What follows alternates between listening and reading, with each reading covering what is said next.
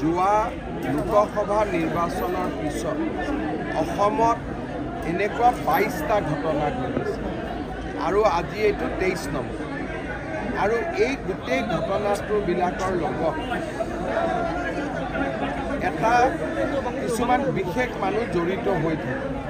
আৰু লোকসভা ইলেকশ্যনৰ পিছত তেওঁলোকে বহুত এনকাৰেজমেণ্টো পাই আছে তাৰ পিছত এটা ঘটনা কৰি আছে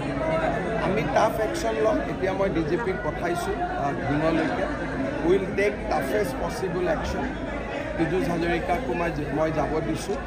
আৰু মই সদায় কৈ থাকোঁ যে আমাৰ অসমত নামনি আৰু মধ্য অসম বৰাক ভেলী আদিৰ দৰে জাগাত আমাৰ খিলঞ্জীয়া মানুহ লোকেল মানুহবিলাক বহুত ভয় আৰু সন্ত্ৰাসৰ পৰিৱেশত থাকে অসমৰ মানুহে যিমান এই কথাবোৰ বুজিব সিমানে আমাৰ কাৰণে ভাল বাকীটো আইনত যি ব্যৱস্থা ল'ব লাগেতো মই ল'মেই কিন্তু আমি যিমানেই চেনচিটিভ হওঁ যে এই জাগাবিলাকত কেনেকৈ আমাৰ মানুহবিলাক থাকে কিমান কষ্টত থাকে আমি যিমানেই চেনচিটিভ হ'ম সিমানেই আমাৰ মানুহবিলাকে সুৰক্ষা পাম এজনকতো এৰেষ্ট কৰা হৈছে বাকী দুজনৰ নামো আপোনালোকে পাই যাব মটৰচাইকেল এখনত উঠি আহি আছিলে কিন্তু ঢিঙত এইটো ঘটনা এইটো ফাৰ্ষ্ট নহয় স্প্ৰে গেং হৈছে আৰু হৈয়ে থাকে যি জাগাত আমাৰ খিলঞ্জীয়া মানুহ মাইনৰিটি হৈছে সেই জাগাত আমাৰ মানুহবিলাক সদায় সমস্যাত থাকে কিন্তু আনফৰ্চুনেটলি যিবিলাক জাগাত আমি মেজৰিটি তাৰ মানুহে এই মানুহখিনিৰ কথাটো অনুভৱ নকৰে যেনেকৈ আজি অসমত